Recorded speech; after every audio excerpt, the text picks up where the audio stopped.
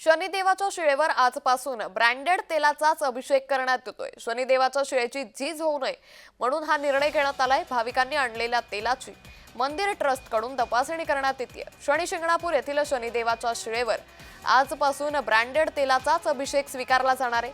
शनी शिंगणापूर देवस्थान ट्रस्ट आणि ग्रामपंचायतीच्या निर्णयाला कसा प्रतिसाद मिळतो हे आता पाहणं महत्त्वाचं ठरलंय, कारण भविष्यात शनिदेवाच्या शिळेची झीज होऊ नये म्हणून शनी शिंगणापूर देवस्थान ट्रस्ट आणि ग्रामपंचायतनं हा मोठा निर्णय घेतलाय।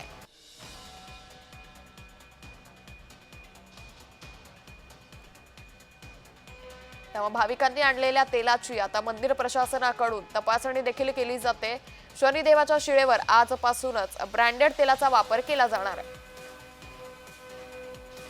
आलेला आहे हा निर्णय घेण्याची वेळ का आली आणि याची अंमलबजावणी कधीपासून केली जाते? जय शनिदेव।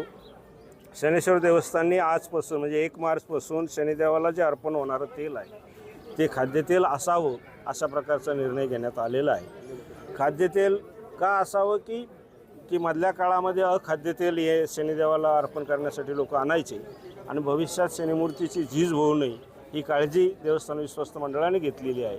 आणि इथून पुढं शनिदेवाला नामांकित कंपनीचं जे खाद्यतेल आहे की त्याच्यावरती सर्व त्या बॉटलवरती सर्व असलं पाहिजे, व्हेजिटेरियनचा सिम्बॉल असला पाहिजे, एक्सपायरी डेट असली पाहिजे आणि ते ऑइल म्हणजे ते तेल कुठल्या पदार्थाचं आहे, म्हणजे सोयाबीनचं आहे की शेंगदाणा आहे की करडी आहे, ह्या प्रकारचं त्याच्यावरती सगळं लिखित असलं पाहिजे अशा प्रकारचा निर्णय घेण्यात आलेला आहे। आणि ह्या निर्णयाचं सर्व भक्तांनी शनी भक्तांनी स्वागत केलेलं आहे। आणि अशी एखादी बॉटल जर समजा आढळली काही त्याच्यामध्ये काही वेगळं आहे तर त्या संबंधी त्या बॉटल किंवा त्या बॉटल ज्या दुकानातून घेतलेली त्या दुकानावरती पोलीस स्टेशनला कळवलं जाईल आणि मग बाकीची शासकीय जे डिपार्टमेंट आहे त्याच प्रमाणात त्यांच्यावरती त्या कंपनीवरती आणि त्या दुकानदारावरती कारवाई करतील।